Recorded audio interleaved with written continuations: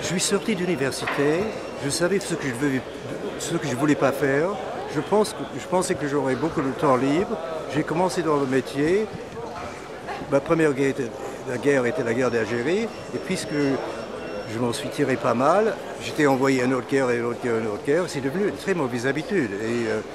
Et c'est une espèce de drogue. C'est une espèce d'accoutumance. J'avais toujours peur. J'avais eu peur de A à Z, je crois.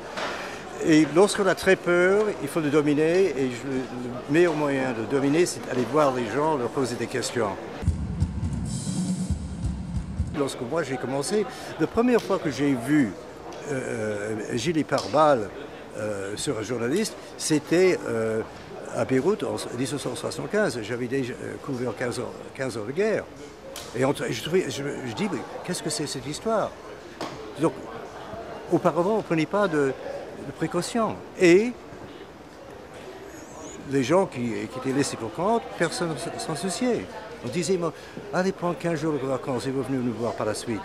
Et on ne se rendait pas compte du choc possible sur les gens. J'ai eu pas mal d'amis qui ont perdu la tête.